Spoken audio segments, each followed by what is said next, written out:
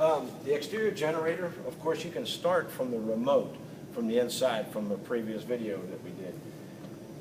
Basically set up the same way. You have a preheat, off, remote start, crank. You have a check engine light and your main fuse breaker. If for some reason you had no power going to the unit at all, it's possible that this fuse breaker has tripped and you would need to just simply reset it, and it's marked on and off.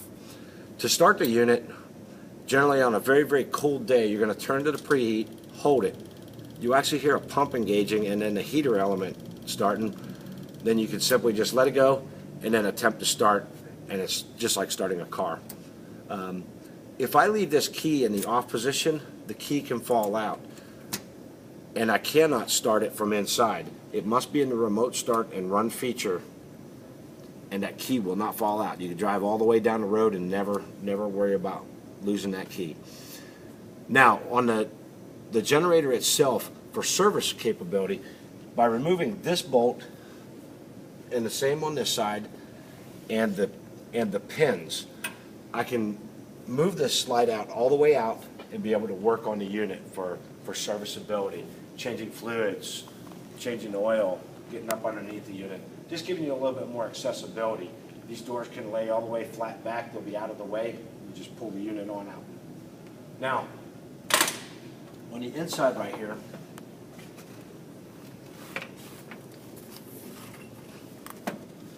the most common features for most people is always the fluid checks. There's only two things that you're really going to check on here, your radiator fluid and then your oil. Now, on the radiator fluid, you'll notice that the cap, there is no bottle. This is what they call a closed contained system. It does not have an overflow bottle.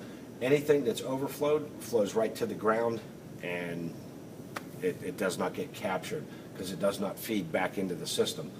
So it's very important to check it. It's kind of similar to a lot of the older cars you used to drive. You'll have to remove the cap, stick your finger in, or look and observe to make sure that it's at the neck of the unit.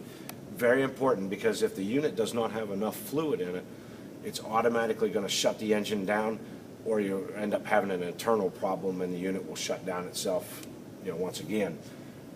So always remember, always use the same fluids that are in it. This is generally a green in color unit. You'll see on a lot of bottles that you can mix different fluids with different things.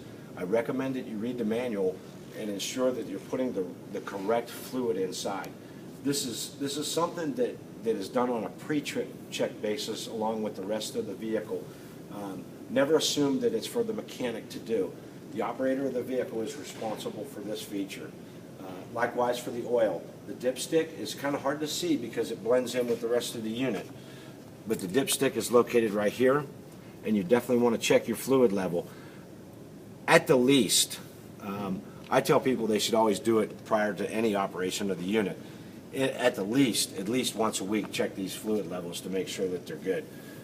The only thing that bad can happen is that you go out to do an event and then you can't do anything because you haven't checked your fluid levels, and now you're sitting dead in the water and you can't do anything.